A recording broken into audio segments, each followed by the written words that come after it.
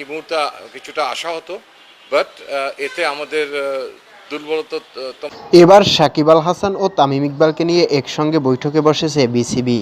হ্যাঁ দর্শক, ওয়ানডে বিশ্বকাপে ব্যর্থতার কারণে ৩ সদস্যের তদন্ত কমিটি করেছিল বাংলাদেশ ক্রিকেট বোর্ড বিসিবি। আজ সিলেটে অধিনায়ক সাকিব আল হাসান ও তামিম ইকবালের সঙ্গে বৈঠক করেছে তদন্ত কমিটি। বৈঠক শেষে দুপুরে গণমাধ্যমের মুখোমুখি হয়েছিলেন তদন্ত কমিটির প্রধান এনায়েত সিরাজ। বৈঠকে কী কথা হয়েছে এমন প্রশ্নে তদন্ত কমিটির প্রধান বলেন, এটা মিডিয়াতে বলার মতো না, কারণ এটা খুবই কনফিডেন্সিয়ালি ডিল হয়েছে। পরে আপনারা জানতে পারবেন, একসঙ্গে দেখতে পারবেন, জনগণও দেখতে পারবে। সাকিব তামিম দুজনের সঙ্গেই আলাদাভাবে কথা বলছি।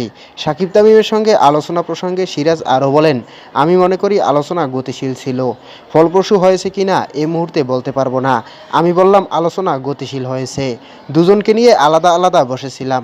আমরা বোর্ডে জমা দিয়ে দেব। সব শেষ হয়ে গিয়েছে। সমতা হওয়া, আবার পিছিয়ে যাওয়া কিংবা আবার এগিয়ে আসা,